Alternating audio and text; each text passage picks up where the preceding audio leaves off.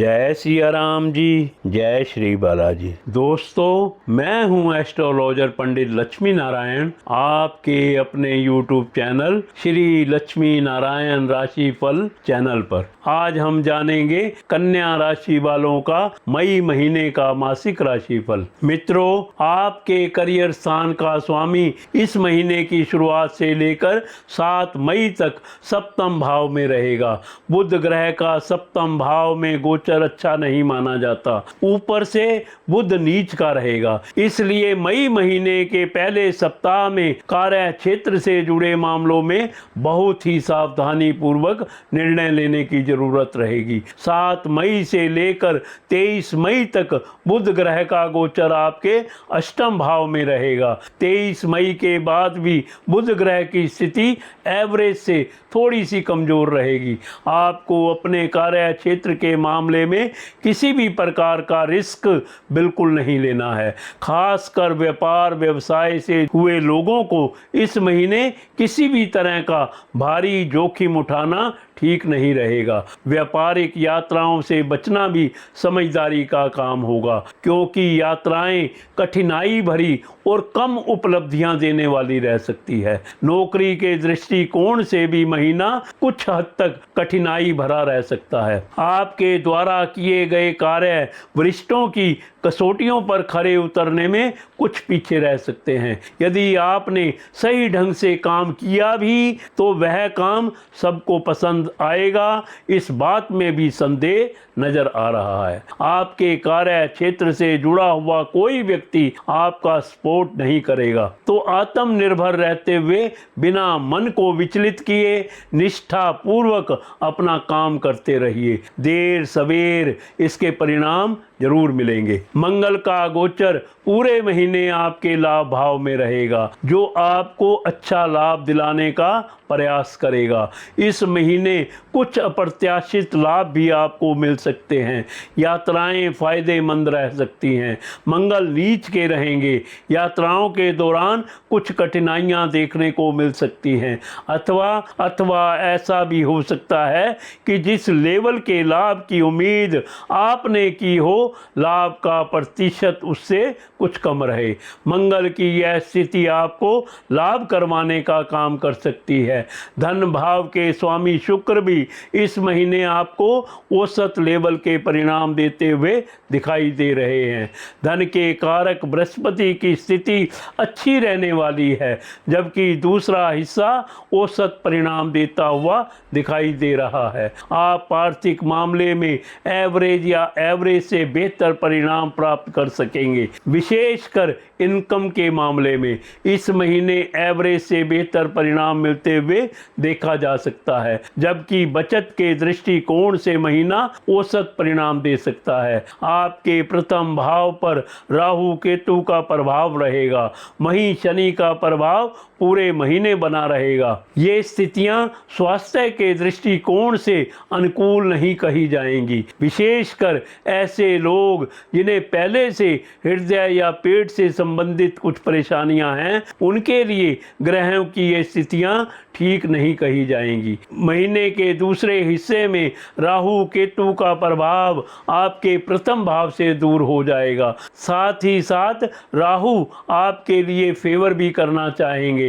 वहीं बृहस्पति का गोचर महीने के पहले हिस्से में अनुकूल रहेगा।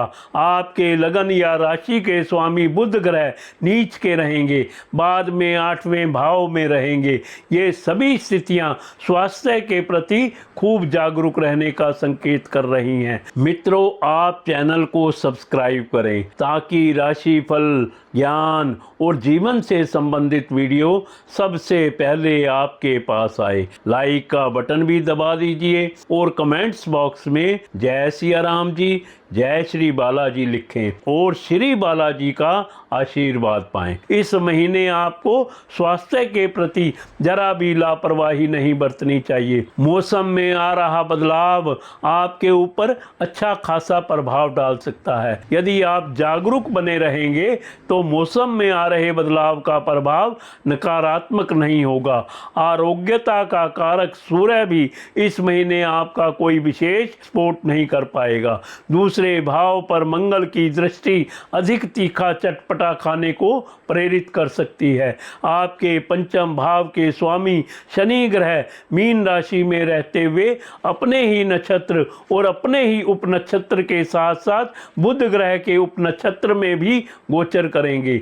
ये दोनों ही स्थितियां बहुत अनुकूल नहीं हैं। प्रेम संबंधों में किसी भी प्रकार के लापरवाही उचित नहीं रहेगी। पंचम भाव पर मंगल ग्रह की दृष्टि भी लगातार बनी रहेगी। यह भी आपसी आर्गुमेंट्स या नाराजगी का संकेत कर रही है।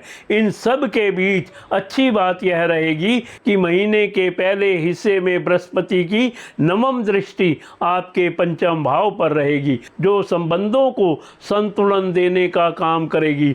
लेकिन महीने के दूसरे हिस्से में संतुलन देने वाली स्थिति आपके स्पोर्ट में नहीं रहेगी।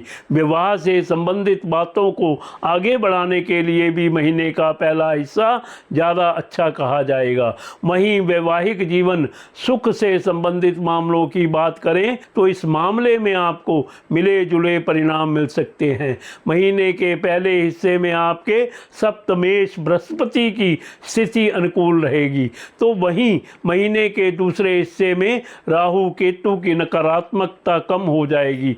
ये दोनों ही स्थितियां मिले जुले परिणामों के मिलने का संकेत कर रही हैं। सावधानी पूर्वक निर्वाह करने की स्थिति में दाम्पत्य जीवन संतुलित बना रहेगा।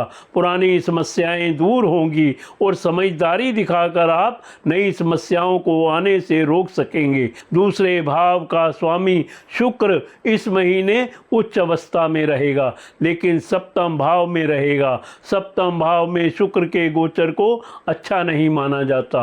ऊपर से शुक्र पर शनि ग्रह का प्रभाव पूरे महीने रहेगा, जो संबंधों में कुछ हद तक निरस्ता देने का काम कर सकता है। ऊपर से मंगल की दृष्टि भी दूसरे भाव पर रहेगी।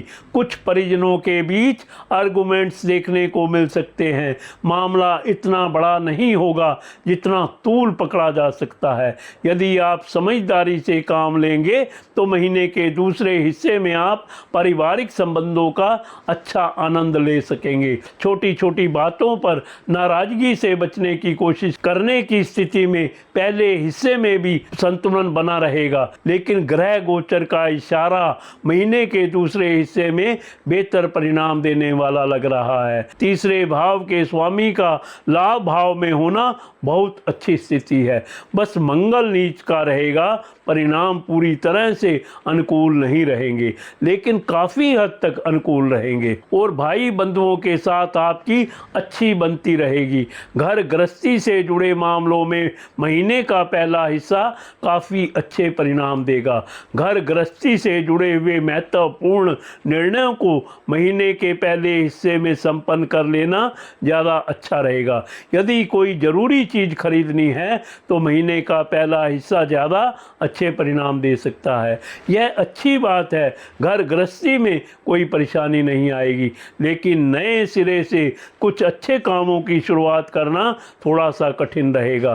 पहले हिस्से को वरीयता देना समझदारी का काम होगा।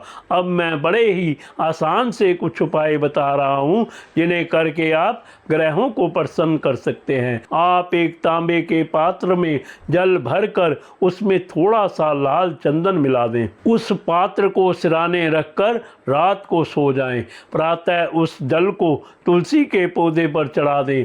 धीरे धीरे परेशानी दूर होगी। साथियों, अगर आप कुंडली दिखाना चाहते हैं या मुझसे बात करना चाहते हैं तो आपके फ़ोन स्क्रीन पर नंबर दिए गए हैं, आप मुझसे संपर्क कर सकते हैं। साथियों, आप वीडियो को अपने मित्रों और सगे संबंधियों के साथ जरूर शेयर करें। इसके साथ ही मैं अपनी वाणी को विराम देता हूं। कल फिर मिलेंगे अगली वीडियो में। जय सिया राम जी, जय श्री बालाजी।